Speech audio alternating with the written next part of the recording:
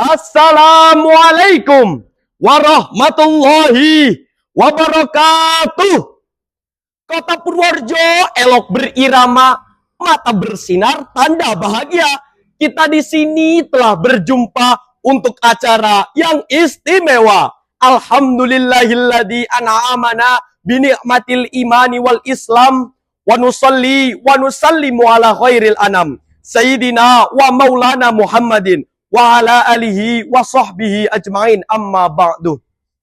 Dewan juri yang arif dan bijaksana yang saya hormati, Bapak dan Ibu guru pembimbing yang dimuliakan Allah Subhanahu wa taala, teman-temanku semua yang berbahagia, serta seluruh hadirin rahimakumullah.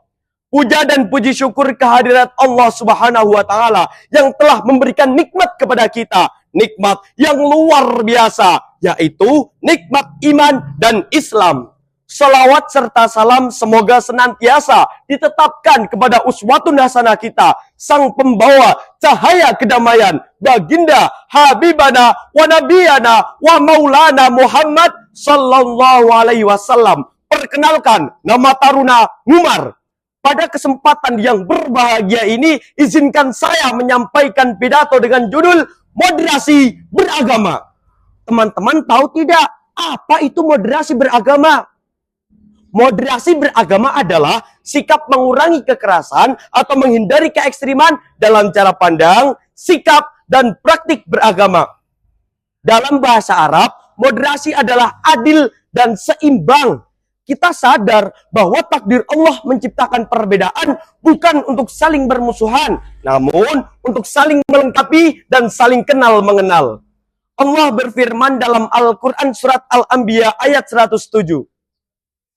A'udzu billahi minasyaitonir rajim.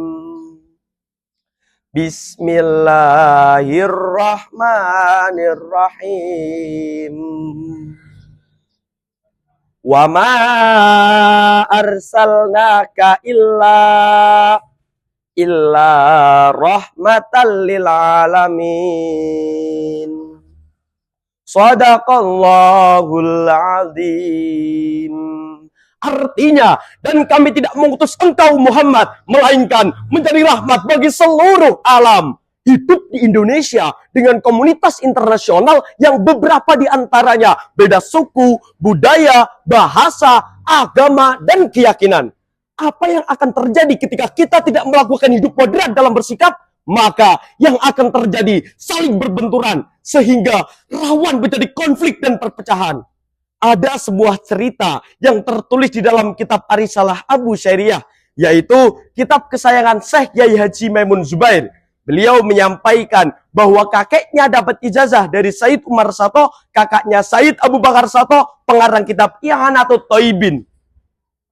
Pada suatu saat, Nabi Ibrahim alaihissalam kedatangan tamu dari golongan Majusi, golongan penyembah api.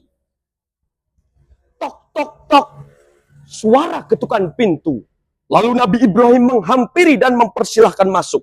Pada saat itu, Nabi Ibrahim ingin menyuguhkan makanan kepada tamu tersebut dengan syarat ia harus masuk Islam. Lalu tamu itu putus asa dan pergi dari Nabi Ibrahim. Setelah tamu itu pergi, Nabi Ibrahim mendapat wahyu dari Allah Subhanahu wa taala.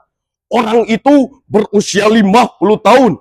Dia hidup atas dasar saya beri makan. Kata Allah, saya yang Tuhan saja ngasih makan ke dia 50 tahun tanpa syarat harus masuk Islam. Kenapa? Kamu yang baru sekali diminta makan sudah mensyaratkan masuk Islam. Lalu Nabi Ibrahim mengejar tamu itu dan menyampaikan, mari makan di rumahku. Lalu orang Majusi itu bertanya, kenapa engkau berubah pikiran?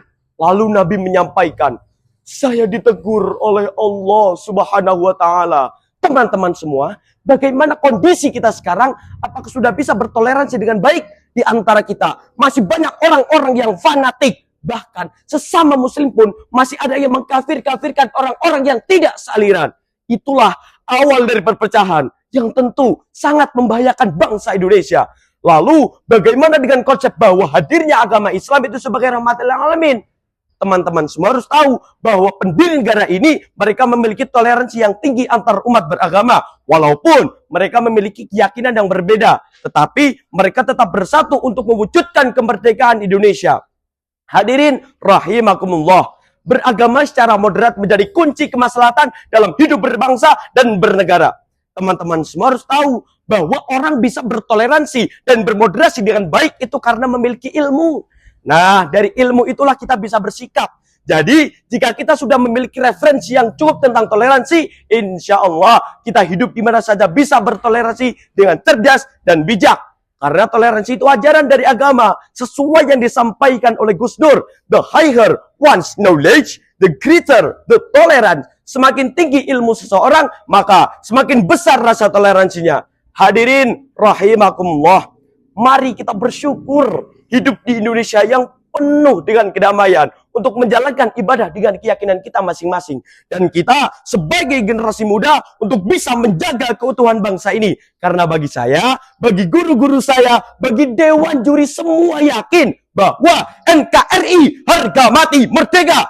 Demikianlah pidato yang bisa saya sampaikan, mudah-mudahan bermanfaat bagi kita semua. Jika ada kebenaran dari apa yang saya sampaikan, itu semata-mata dari Allah Subhanahu wa Ta'ala. Jika ada kesalahan dari apa yang saya sampaikan, itu semata-mata dari kelemahan saya. Buah durian bislasi, cukup sekian dan terima kasih. Wallahul muwafiq ila aqwamit thoriq. Wassalamualaikum warahmatullahi wabarakatuh.